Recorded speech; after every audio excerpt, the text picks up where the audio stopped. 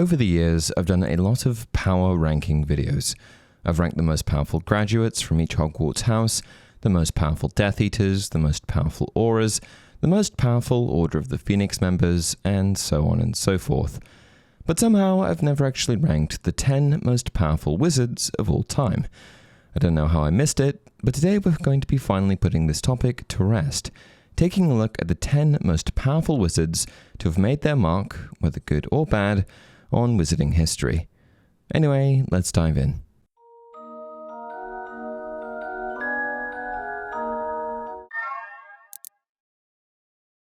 Hey everyone, welcome to another installment of Harry Potter Theory.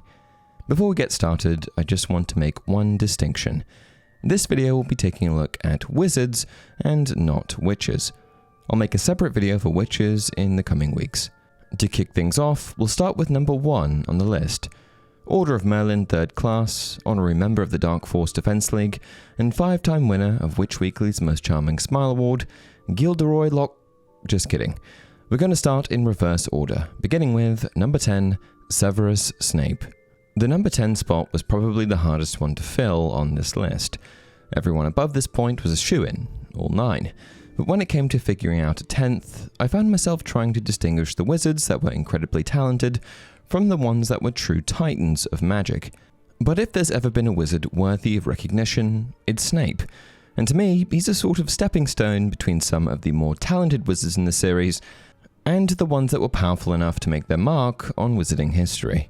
From a very young age, Snape devoted his life in the pursuit of powerful magic, partially driven by his own curiosity, but also by a deep sense of pain and rejection.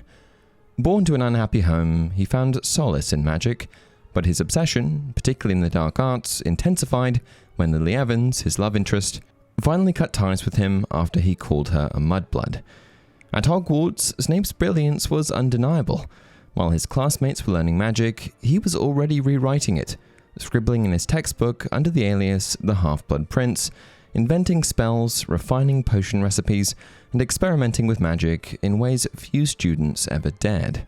Among these spells, Snape created the powerful offensive curse Sectum Sempra, a spell that acts like an invisible sword, causing lacerations, hemorrhaging, and cuts upon its target. Snape had it all. He could duel effectively, create spells, and brew powerful potions. But while he exceeded in all of these things, I'd say his true mastery was in occlumency. His ability to shield his mind from one of the greatest legilimens of all time, Lord Voldemort, was by far his most impressive display of magical control. Snape didn't just hide his motivations from a regular wizard. He hid it from the most accomplished legilimens of all time. And this is what enabled him to deceive the Dark Lord for so many years, playing the role of a devoted Death Eater while secretly working for Dumbledore.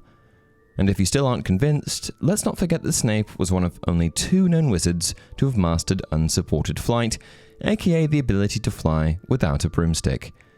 If we consider all of this in tandem with the fact that Snape was only 38 years old when he died, and I think that we have a worthy number 10 on our hands. I can only imagine what he would have been able to achieve if he lived to the age of someone like Dumbledore. Number 9, Ekrizdis. The Dark Wizard Ekrizdis was a practitioner of the worst kinds of dark magic imaginable. Very little is known about him, no records of his birth, no known lineage, and no indication of what truly drove him to his madness. But what we do know is that he was the first person to ever set foot on the island that would later become Azkaban, and he twisted it into a place of pure horror. He saw the island as his own personal playground of terror, a place to conduct horrific experiments far from the prying eyes of the wizarding world. Ekrizdis wasn't a conqueror like Grindelwald or Voldemort. He didn't seek power in the traditional sense. Instead, he indulged in dark magic purely for the sake of destruction. Unlike most dark wizards who at least had some kind of ideology or ultimate goal, Ekrizdis seemed to take pleasure in cruelty itself. To satisfy his own twisted indulgences, he lured unsuspecting Muggle sailors to his island, which he had veiled with powerful concealment charms, before torturing and murdering them for sport. Eventually, Ekrizdis became so wrapped up and enthralled in his experimentation with dark magic that he had lost his mind, and the poor sailors that he brought to the island witnessed it firsthand. And in this madness, it has been speculated that Ekrizdis either unwittingly or perhaps intentionally created what we now know to be Dementors, which are the most evil creatures in the wizarding world. There isn't a lot of information on the other forms of magic that Ekrizdis was able to produce, but if we consider that he created Dementors, one of the most powerful and dangerous creatures in the wizarding world, he's got to be at least somewhat worthy of a spot on this list. Number 8. Herpo the Foul. Herpo the Foul is a dark wizard from ancient Greece that is perhaps best known for being the pioneer of Horcrux creation.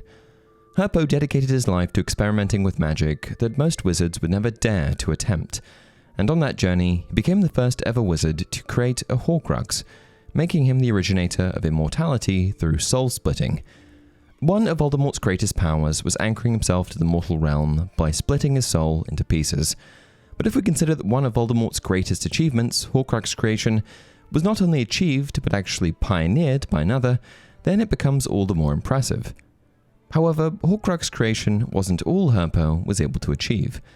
He also discovered how to breed basilisks, giant serpents that could kill anyone who looked into their eyes.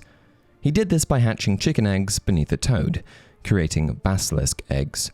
Of the many fearsome beasts and monsters that roam our land, there is none more curious or more deadly than the basilisk, known also as the King of Serpents. Given that Herpo, among all of his other dark arts exploits, was able to invent Horcruxes and basilisks, I think he's more than deserving of a spot on this list. And if magic is an ever-expanding field, then Herpo the Foul was one of its first true innovators, an ancient, brilliant, and utterly terrifying wizard who changed the course of history forever.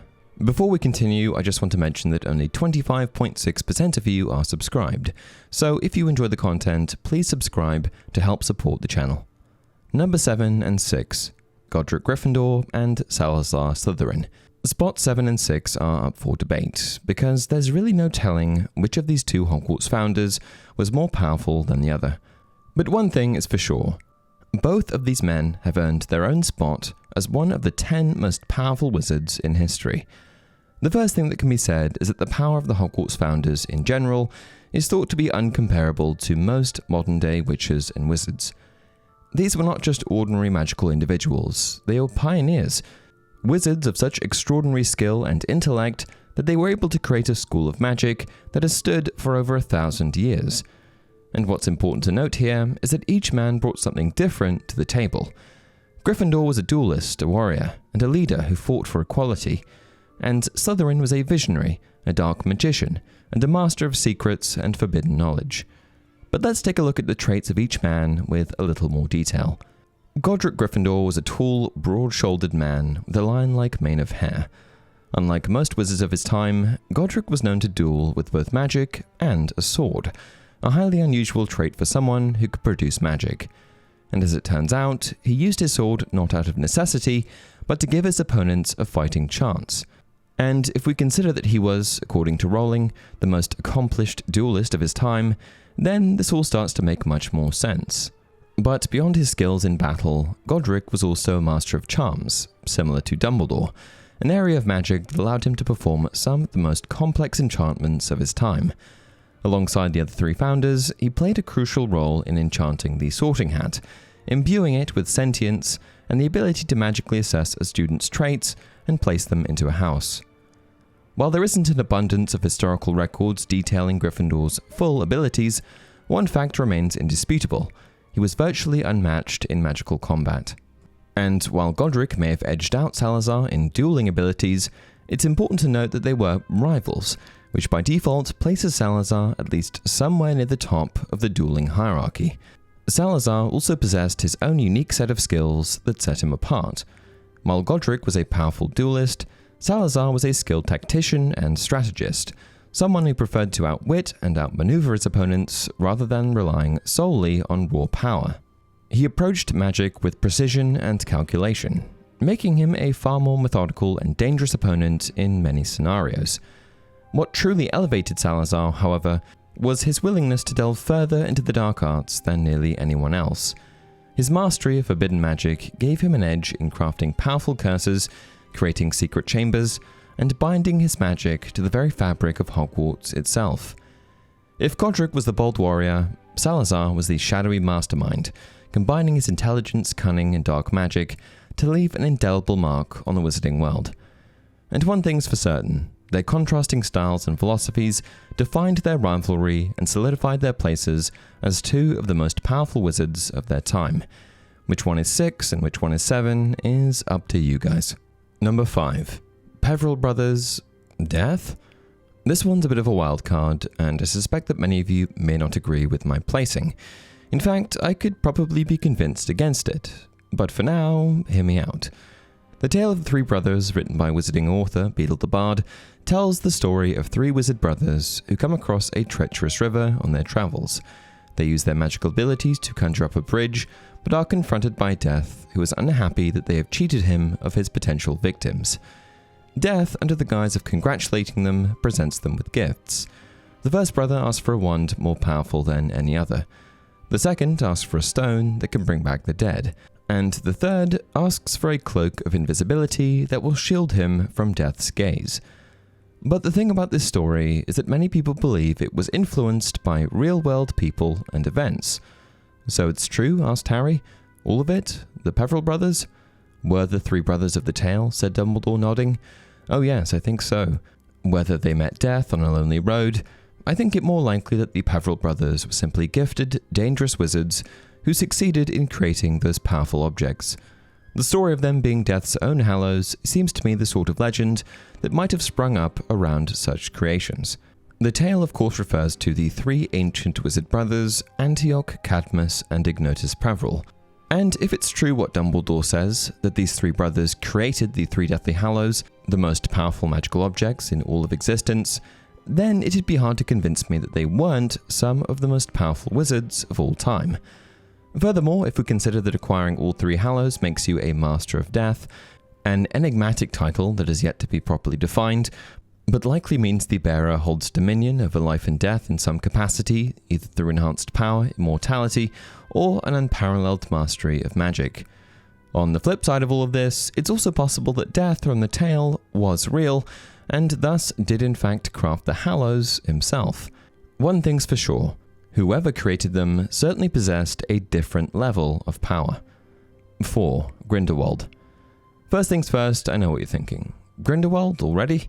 How could Gellert Grindelwald, the infamous Dark Wizard and Dumbledore's greatest rival, possibly rank only at the midpoint of this list? Well, hear me out. When it comes to magical prowess and influence, Gellert Grindelwald stands as one of the most powerful and dangerous wizards of all time. That much is undeniable. His brilliance, ambition, and willingness to push the boundaries of magic made him a force that is rivaled only by a select few in wizarding history. And his magical expertise started shining through as early as childhood. Born in 1883, Grindelwald demonstrated exceptional magical talent at an extremely young age. While attending Durmstrang Institute, a school notorious for its tolerance of the dark arts, Grindelwald's abilities quickly set him apart. However, his sadistic and reckless nature also surfaced during this time, leading him to experiment with twisted and forbidden magic. His lack of ethical boundaries pushed him to dangerous extremes, and this ultimately resulted in his expulsion from the school. However, despite this setback, Grindelwald's thirst for power and knowledge only grew, and he continued to expand his magical expertise with no regard for moral considerations. Eventually, Grindelwald found himself in Godric's Hollow, where he met the talented Albus Dumbledore, another young and brilliant wizard that was frustrated with the world. And I suspect that Grindelwald's proximity to Dumbledore, a wizard of immense natural talent, acted as a catalyst for his growth, allowing him to learn and push boundaries in ways he wouldn't have achieved alone. And this magical prowess was only enhanced further when he finally procured the infamous Elder Wand from wandmaker Miku Grigorovich. With an impressive magical resume and the most powerful wand in the world in his hands, there wasn't much that Grindelwald couldn't do. His most iconic spell, Protego Diabolica, showcased the peak of his powers, a spell that conjures a massive, swirling black ring of enchanted fire, engulfing everything in its path. But Grindelwald was no one-trick pony. Along with this impressive ability, he was also a master at elemental magic, the unforgivable curses, transfiguration, and even divination. If we consider the magical ground that Grindelwald was able to cover, it would be impossible not to mention his name when discussing the most powerful wizards in history. 3. Voldemort. Just like with the last placing, I suspect you're probably surprised to see Voldemort here. In fact, I'd be willing to bet that for some, Voldemort would peak the top of their list. But hear me out. From a very young age, Tom Riddle demonstrated a level of magical aptitude that was nothing short of extraordinary, marking him as a true prodigy. Unlike most young witches and wizards, Riddle was able to immediately harness and control magic without the use of a wand. He could move objects with his mind, communicate with and command animals, and even inflict harm on those who dared to oppose or irritate him. And all of this was before he ever set foot in Hogwarts. These early displays of raw magical power were only the beginning of what would become a terrifying mastery of the dark arts. Just a few years into his studies at Hogwarts, Riddle achieved feats of magic once thought impossible, and his magical prowess ultimately eclipsed all who came before him, including the greatest dark wizard in history. By the age of 16, he'd already created his first Horcrux, committing an act of unparalleled darkness by splitting his soul to ensure his immortality.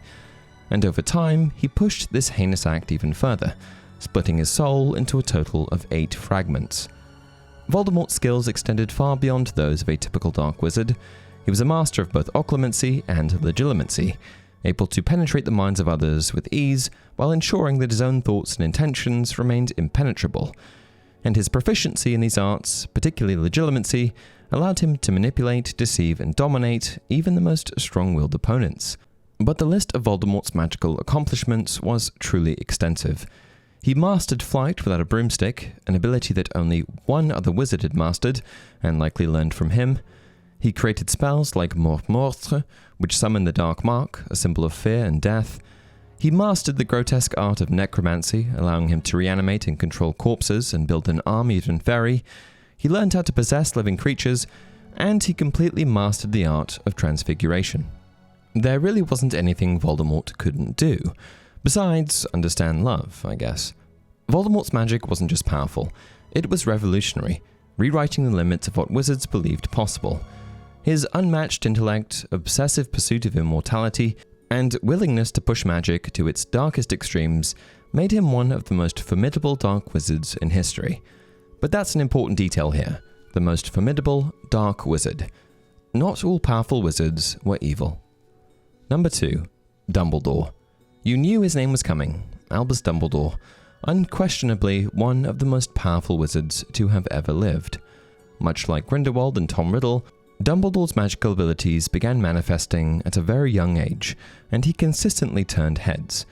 He also did exceptionally well on his newts, and Griselda Marchbanks, a professor working for the Wizarding Examinations Authority, remarked that Albus was able to do things with a wand that she had never seen before. And that was while he was still just a boy. In addition to being a charms and transfiguration master, Dumbledore was also notably an expert practitioner of elemental magic. Over the course of the books and films, he's really shown us what he's capable of, and in his duel against Voldemort in the Ministry Atrium, we see his elemental expertise shine through when he creates some sort of complicated hydrokinetic spell. I think that his most impressive display of magic, period, was when he produced a firestorm to ward off the Inferi. Firestorm produces a large ring of fire from the caster's wand, and from this ring, the caster is able to shoot jets or balls of fire at opponents. There's also the fact that he was able to defeat an Elder Wand-wielding Grindelwald in a duel. Given how incredibly powerful Grindelwald was, this victory speaks volumes about Dumbledore's unmatched skill and brilliance in magical combat. The Elder Wand, known as the most powerful wand in history, significantly amplified Grindelwald's already formidable abilities, yet Dumbledore was able to overcome this immense advantage.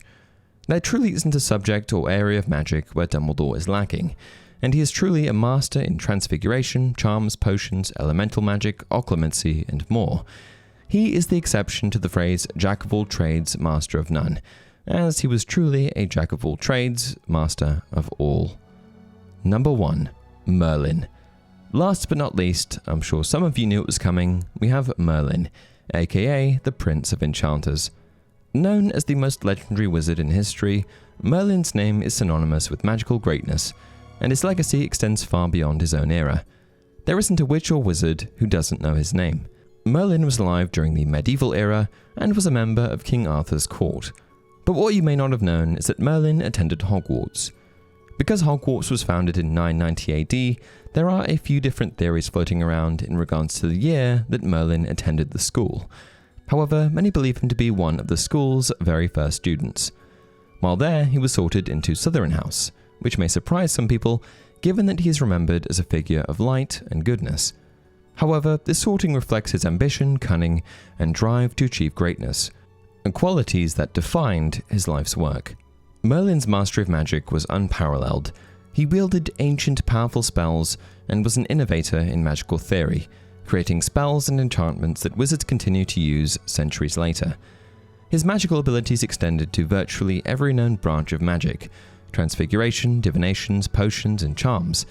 And even in a time when magical knowledge was limited compared to later centuries, Merlin was far ahead of his time. And that concludes my list of the top 10 most powerful wizards in history. Honourable mentions go out to Eunan Blackwood, Loxias, and Aberforth Dumbledore. If you want to know what makes powerful wizards so powerful, check out my video, What Made Voldemort and Dumbledore More Powerful Than Other Wizards. Also, let me know what your rankings are in the comment section down below, and be sure to let me know if you'd like the same video for witches. Until next time, remember, it does not do to dwell on dreams and forget to live.